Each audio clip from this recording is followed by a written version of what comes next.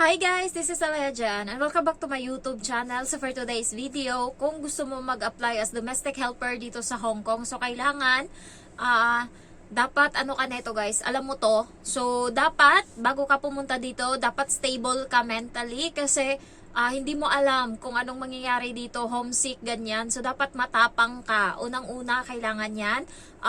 Hindi pwedeng mahina ka dito sa Hong Kong kasi wala kang kakampi. Ayoko ng, marami akong mga subscriber na, alam mo yung nanghihingi sila ng ganito, yung problema nila is sinishare nila sa akin. So, ako guys, yung problema ko, talagang solo ko yan. Kaya, kailangan guys, kayo din, kailangan yung matutunan sa sarili nyo na kailangan okay na i-share nyo yung problema nyo para gumaan-gaan siya. Pero the best is kailangan may foundation ka na sa sarili mo na bago ka pumunta dito, kaya mo lahat kahit ano dyan. Tsaka guys, huwag kang umiyak. Alam mo yung okay na umiyak ka. Pero yung kailangan sa harap ng amo mo, wag mong ipakita na mahina ka kasi doon kanila mas lalong dudurugin, mas doon kanila lalong pahihirapan. Dito sa Hong Kong guys, ang mga ugali ng mga amo is hindi mo maintindihan. Kulang sila sa siguro dahil sa pagpapalaki din ng mga magulang nila. Ganun kasi yon. Kung ano ka pinalaki ng magulang mo, magiging ganun ka din. So, mangyayari yan. Ganun sila pinalaki, yung sigawan, ganun sila. So, parang para sa kanila, normal yon, pero sa atin kasi nasasaktan tayo sa ganun na pagtrato. Pero guys, nandun yung minamaliit tayo. Ako, ilang beses na ako na parang nararamdaman ko na parang minamaliit ako ba. Katulad nung nakaraan, nakita ko yung amo ko na kinukuha niya yung damit ng amo kong lalaki kasi ayaw niya na pumasok sa loob kasi hindi pa umuwi yung amo kong lalaki and patulog na sila. So papasok yun sa kwarto para kumuha ng damit, ganyan. So nakita ko siya isang beses, dalawang beses pala. So ngayon ako na yung gumawa para hindi niya nagagawin. Kinuha ko yung damit ng amo ko, kumuha din ako ng underwear tsaka towel. Nagulat ako nung pagkaumaga, hindi ginamit yung towel na kinuha ko, hindi ginamit ng amo kong lalaki. So parang hindi ko inintindi yun. Pero nagtanong ako bakit hindi ginamit. Pangalawa, ginawa ko uli kasi overtime siya. Tapos ginawa ko uli nitong last lang. Hanggang ngayon nandyan sa utak ko yun. Kumuha ako ng damit niya. Kasi yung mga sinusuot nila na damit, nakalapag lang yan dyan. Hindi yan nilalaban hanggat hindi ako naglalaban ng damit nila. So paulit-ulit nila yung sinusuot ilang araw. So yun yung kinuha ko. Tapos kinuhanan ko siya ng underwear tsaka towel. Nagulat ako paglabas ko. Yung damit lang yung kinuha, yung ito, tsaka yung pantalon. Pero yung underwear, tsaka yung towel, hindi niya kinuha. Tapos kumuha siya ng sarili niya, and kumuha din siya ng towel na sarili niya. So, sa utak ko ngayon, nandun yung parang bakit? Dahil ba hinawakan ko, kaya hindi niya gagamitin? So, parang ganun. Kaya sabi ko, sa susunod, hindi na ako tutulong. Bahala kayo dyan. Hindi na ako talaga tutulong. Kasi, guys, kung sa iba to, dinidibdib yan, sasama yung loob. Pero ako, bahala ka dyan. Kasi iniisip ko, mas malinis ako kaysa sa inyo. Yun yung iniisip ko talaga. Mas malinis ako. Kung nandidiri kayo sa akin, mas nandidiri ako sa inyo. Yun yung nasa utak ko. Kailangan, alam mo sa sarili mo kung paano mo i-comfort yung sarili mo. Halimbawa, pag nandoon ka sa sa kusina, tapos ang sasarap ng pagkain nila, kumakain sila, tapos hindi ka sinishare. Okay lang yan, comfort mo yung sarili mo. Bibili ako niyan paglabas. So katulad nung nakaraan, bumili yung amo ko ng street food. Ang sarap, ang bango. Naamoy ko. Sabi ko, hala, parang na-miss ko yung pagkain na ganun ba. Tapos kumain silang tatlo, tapos ako nandyan lang, wala. Paglabas ko, kasi pinalabas niya ako, hatid ko yung bata. Bumili ako guys ng yung isang balo, tatlo sila naghati. Kumuha ako ng 20 lang naman yun. Kumuha ako ng 20. Tapos kinain ko yun, bumili ako sa labas, tas kinain ko, parang nasatisfied ako na, kinain nila to kanina, tatlo pa sila naghati, ako ngayon mag-isa lang, naubos ko. So parang i-comfort mo yung sarili mo. Kung hindi nila kayang pahalagahan yung iba, pahalagahan mo yung sarili mo, yun na lang yung gawin mo. Kaya, bago kayo mag-apply dito sa Hong Kong, dapat alam nyo na sa sarili, no, pagdating dito, wala tayong special, hindi tayo special. So, kailangan pagdating dito, manhid na tayo, kahit sabihin natin guys, sa probinsya or sa Pinas, special ako, ganyan. Yung trato sa akin doon parang precious ba, ganon. So, hindi ako pinapalaba, hindi ako Ang sarap ng pagkain ko, tapos hinahainan pa ako. Yung lahat ibibigay na sa akin. Pero pagdating dito, baliktad. So, para sa akin, okay lang yan, parang ganon. Naranasan ko naman tong ganito. At least sa sa pamilya ko, mahal ako. Yun na lang yung iniisip ko. Kapag kasi puno ng pagmamahal din yung sarili mo, parang okay na kahit yung ibang tao hindi ka bibigyan ng pagmamahal, yung amo ko. So, huwag kayong mag-expect. Pag binigyan nila kayo or pinakitaan nila kayo ng mabuti, thankful na lang kayo doon. Pero huwag kayong mag-expect para hindi kayo masaktan. Next, kailangan dito physically fit ka. So, kailangan bago kayo pumunta dito, mataba kayo, healthy kayo. Kailangan more on, kain na kayo ng mga pagkain dyan, prutas, gulay, vitamin C. Punuin nyo na yung sarili nyo yan kasi pagdating dito, mamumutla ka, mamamayat ka, lahat-lahat kulang ka sa vitamin C. So, by the way guys, hindi na ako nagpa-check up kanina sa pigsa ako. Kusa na siyang gumaling, ang galing. Ano siya, mag one week pa lang simula sumakit siya. Sobra 1 week pa lang siya ngayon pero tuyo na siya. Band-aid na lang yung nilalagay ko para hindi siya malagyan ng ng dumi kasi malaki yung butas niya pero tuyo na siya, hindi na katulad dati na kailangan ko pang magtakip ng araw-araw kasi nga dumudugo, tumatago sa pantalon ko. So ngayon hindi na ngayon, thanks God. Hindi na ako nagpa-check up and ang ginagawa ko, nilalabhan ko yung damit ko ng mainit na tubig. Tapos siniseparate ko muna siya ng paglaba bago ko siya ihalo sa iba kong damit. Yung mga pangbaba ko na may mga dugo. So dahil sa kanya, inaano ko muna, siniseparate ko, nilalaban ko siya muna, tas binabanlawan ko ng ilang beses, tas ibabad ko sa mainit ng tubig, tsaka ko siya ihalo ngayon sa mga damit ko na normal, lalaban ko uli. So ganun yung ginagawa ko para hindi na humawa-hawa yung sakit ko ba, hindi na siya nag-transfer sa ibang parte ng katawan ko. Kasi guys, sobrang lala talaga yung nangyari sa hita ko, talagang nakakahiya na mag-short ngayon.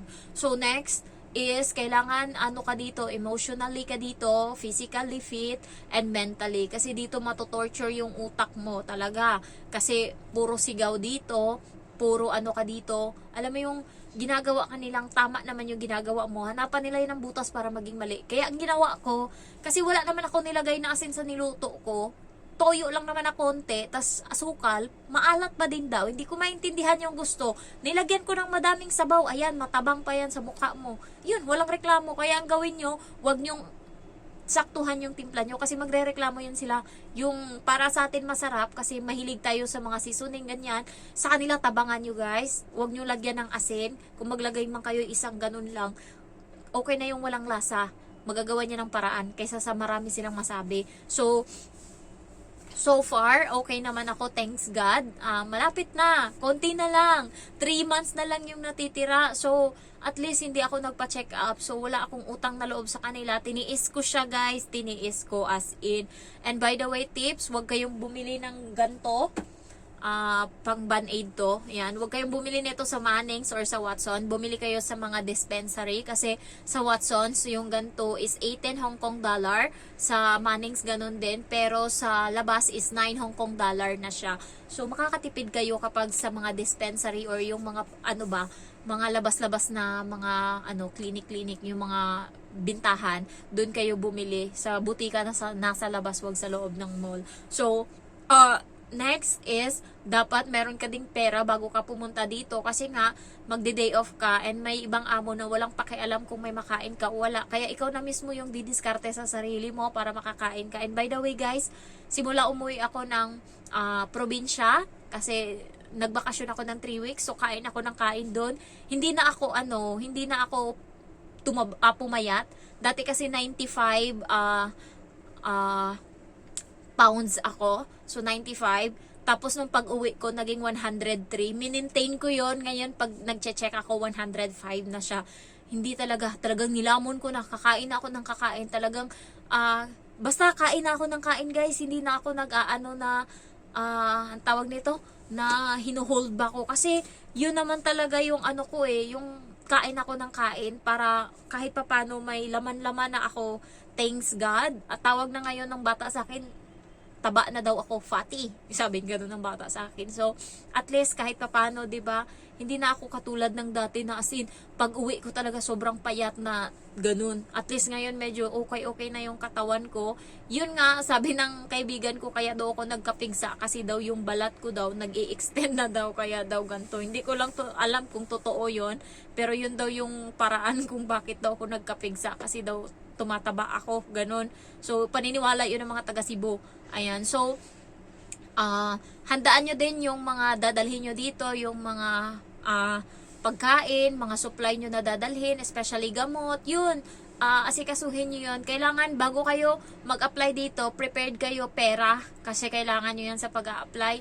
Hindi natin alam kung ang mapuntahan yung agency is kuripot, or alam nyo yun, hindi masyadong nagbibigay ng na alam niyo yon, yung sila yung nagbibigay ng TESDA. Pag sila pa naman yung nagbigay ng TESDA, ang mahal ng single pati medical, ganyan. Sa Kings mura, sa akin mura din yun. Sa Light in Hope, yan mga 15,000 lang. Pero sa Kings parang mga nasa 10,000 lang ata yung ginastos nila doon. So, depende guys. Pag Manila, madali lang talaga. Pero pag nasa probinsya ka, mahirap mag-apply, sa totoo lang. Kaya marami ang mga OFW dito sa Hong Kong na galing ng Ilocos, galing ng Manila, ayan, tapos maraming galing Iloilo kasi may sarili silang agency doon, tsaka Davao. Ayan, ang mahirap is yung mga nasa Batangas, wala masyado dito mga taga Batangas, sa totoo lang, Batangas, Mindoro, kasi mahirap siya, laluwas ka pa talaga.